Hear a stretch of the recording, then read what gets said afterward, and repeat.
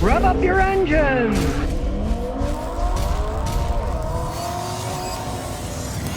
Now, if you wonder that this recall for those 100,000 plus Toyota Tundras when they went from the V8 to the V6 twin turbo is real or not, hey, here's an email that proves it is. And it says, Scotty, just more evidence of the true trouble with the Toyota Tundra engine recall. My friend's corporation bought 2022 to 2023 Tundra for business. 5 of the 7 engines have blown already. The one that lasted the longest went 58,000 miles.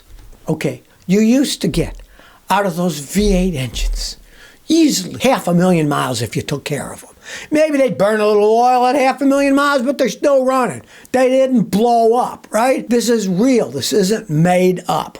And I feel sorry for you people that bought them, that said, oh, well, it's running okay, so it's not going to run okay forever, right? And that's why Toyota said they're going to replace 100,000 motors. I'd like to see what actually happened. Where are they going to get 100,000 engines from? Out of the blue, right? They build them, they put them in vehicles. They don't have them lying around, spare ones, right? You can't buy a brand new engine for a Toyota. They don't sell brand new engines to anybody. So now Toyota's going to have to manufacture 100,000 something of these things to put them in. And of course, that's going to bother with the new ones that they're building, right? Because they still have to build them for the ones they're building new cars for, and they're going to make 100,000 extra. Not that easy to do, right? But it's not made up, it's real. Could you imagine if you had bought 7 of these things and 5 of the engines blew and the longest lasting engine only went 58,000 miles? I would be furious. I don't know why Toyota is still trying to blame solar convergence that plastic is melting in the cars. But Toyota, will you do something about it instead of just giving people a line of who's cow? There's a guy who purchased a 2024 Toyota RAV Hybrid in November 2023, and it's melting. I mean, look at these pictures. It's actually melting. And they call it solar convergence. Well, it's bouncing off buildings and magnifying it, melting your car. Total nonsense. I have seen these cars in customers' cars, and they just park them in a driveway, right? The solar convergence there is just the sun coming down. It's not bouncing off mirrors or anything. It's sitting in their driveway. You know? Sure, it's not under a tree. It's not in a garage, but it's sitting out in the sun. And blaming this on solar convergence is a line of horse manure. I've seen it on this Toyotas, and the interesting thing is I've seen it ever since coronavirus problems, when Toyota admitted that they were being less picky with the parts they put on their car. They used to always reject the poor ones. Well, obviously, they're now allowing the poorly made ones on their vehicles, and they're melting. Hey, stand up to the plate, Toyota. You did with those V6 engines that blow up in the Tundras and said you're going to actually replace over 100,000 engines. Well, guess what? You need to replace a lot more than 100,000 plastic pieces on these cars when they melt, too. You're just not making them right. My Celica, geez, that thing is, what, 31 years old, and none of the plastic has melted on it. So don't tell me the solar convergence on these cars that are 2 years old or less is called by, well, you're parking under a magnifying glass. No, you're not making them right. And step up to the plate and fix these poor people's cars that bought these relatively expensive cars that they expected to last forever and find out the plastic is melting on. Well, now I guess the United States is affecting Europe, right? Now that the United States is saying to electric battery cars, it looks like the Europeans are noticing. And they're starting to, especially the Germans, say, well, maybe 2035, we won't be all electrified by then, you know? Now, Biden mandated 30% are going to be electric cars sold, blah, blah, blah, right? Well, it's like 7% now, and it looks like it's going to be dropping and never even getting near 30%. The Europeans were saying they want 100% by 2035, right? Well, they're all starting to step back a little bit now. Them and their mandates, well, their mandates, what's a mandate? A made-up rule, what it basically comes to. It's starting to become unmandated. And the Europeans are going to be in the same situation because at least they still have the freedom to pick what they want to buy, right? And they're voting just like us. A lot of them don't want to buy electric cars. They don't like the inconvenience. Nobody does. Maybe a bunch of people living in small cities got a little tiny baby once, right? That's not the American way for sure. But even the Europeans, they're starting to think, hey, how can we do this? Where's the electricity coming from? Where's the money coming from to buy all these new cars, right? They're saying everyone's got to have an electric car. Where's this money come from? The funny thing is, the Europeans, in general, have a much smaller expendable income as we Americans do. We have a lot of extra money. We buy a lot of crap, right? Because we have money that we can buy it with.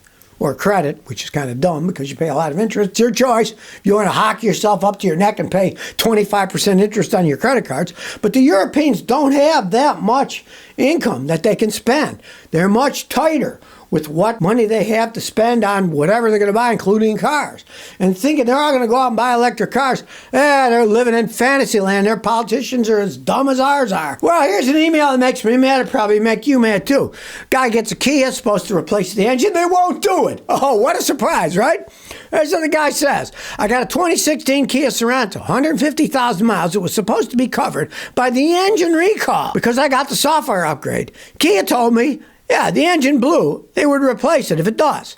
But now they won't replace it, and they want $10,000 to put another engine in. I'm kind of tired of fighting with Kia and not getting anywhere. Listen to Scotty. When I tell you don't buy a car, don't buy a car. Don't buy a Kia. You will not be in this problem. These companies say they're going to do things, and then they don't. They'll come up with some flimsy excuse about something. Oh, no, you're not covered. The problem is they get lawyers involved, and there's always fine print, just like Nissan and their Jatco transmissions. Then in the fine print of one of these class action suits they had, it said, well, if you had one of these Jatco transmissions and it was replaced 3 or more times, then, we'll fix it. Well, you got to have 3 times, right? And then they said stuff like, but if you want, we'll give you a $1,500 voucher towards buying another Nissan.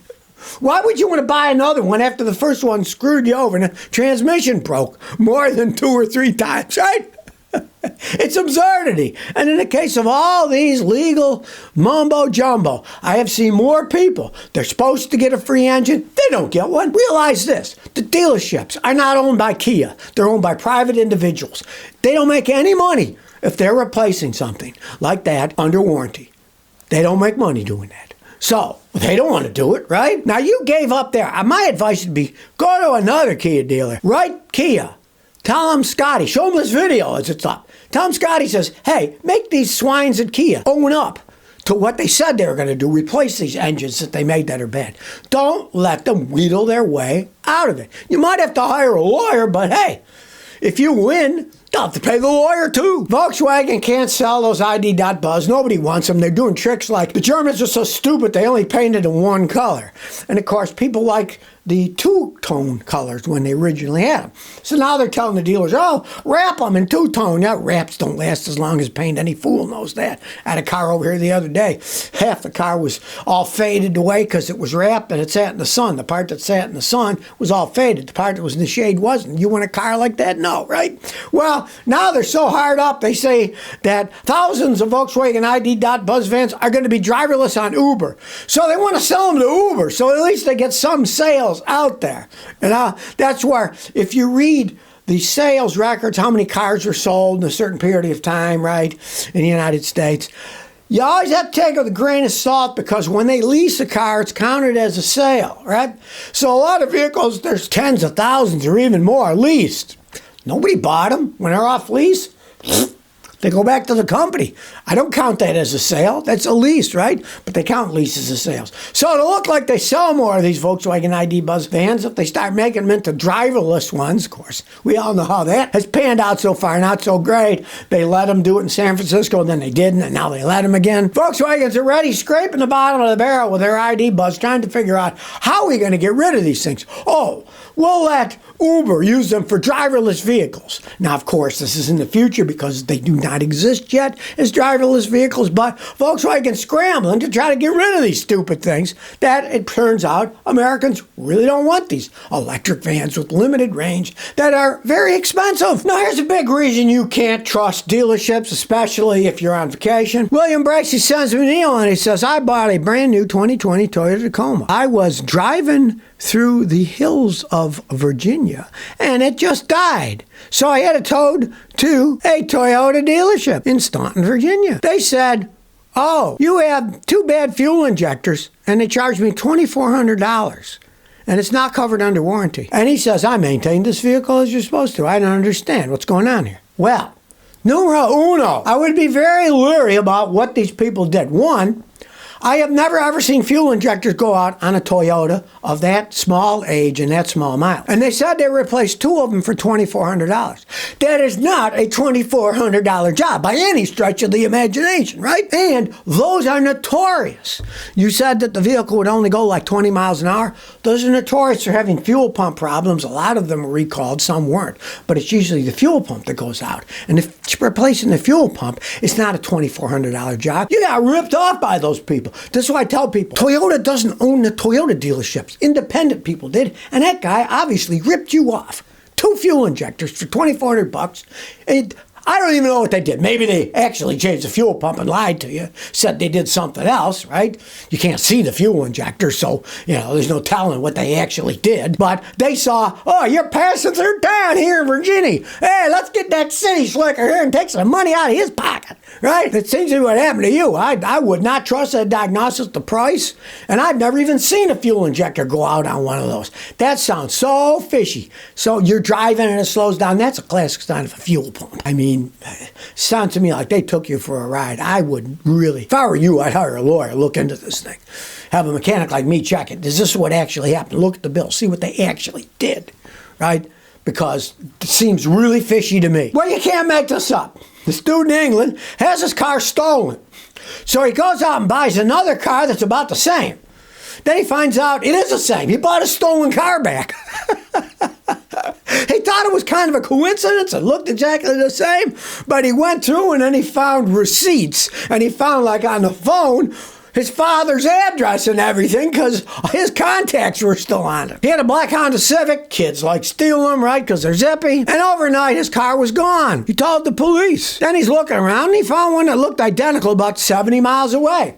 Well, it turns out the guy that stole it, he did things like he changed the VIN number and he changed some of the colors and stuff and the trim.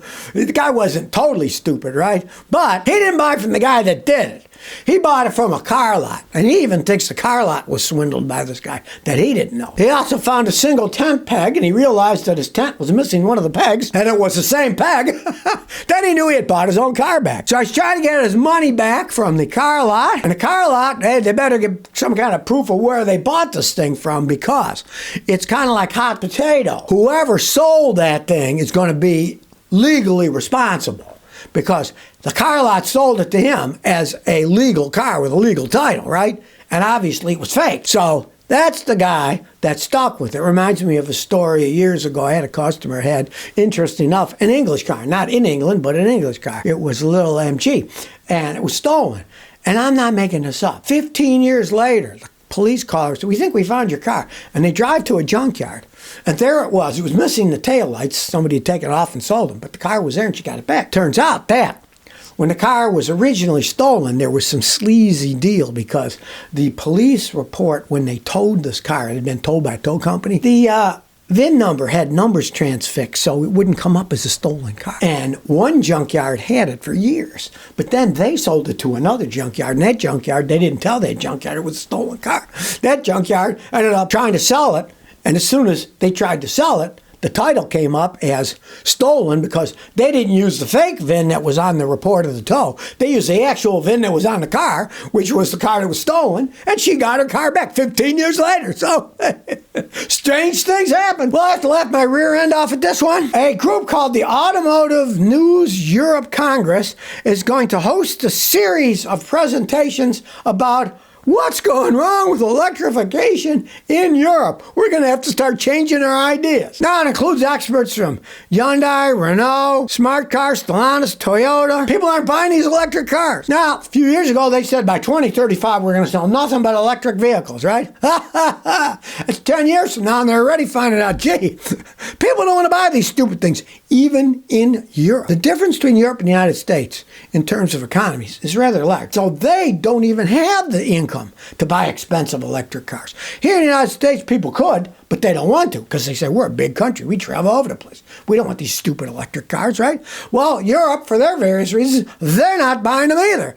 And now they're going to have a big meeting to talk about, what can we do? What can we do? You know what I say? You know what you do? You can change your laws. That's what you can do. Maybe push hybrids, right? They're all, in the United States, they're pushing hybrids. A lot of people like them because take a brand new Toyota Camry. You can get one for like 30 grand. You can get 51 miles a gallon. They're all hybrids, right? And they're reliable cars, good gas mileage. You don't have to worry about range anxiety because they're hybrid. They're not even a plug-in hybrid. You can't plug them in to charge them. You just drive them with gasoline normally, right? So maybe the Europeans will wise up and they'll go that route and say, well, you know, instead of electric cars, it will be electrified cars. And they're having a big meeting on it, of course. Who knows how many millions, hundreds of millions of dollars they'll waste on these stupid meetings to come to a conclusion that, you know, I tell you, people don't want to buy these battery electric cars.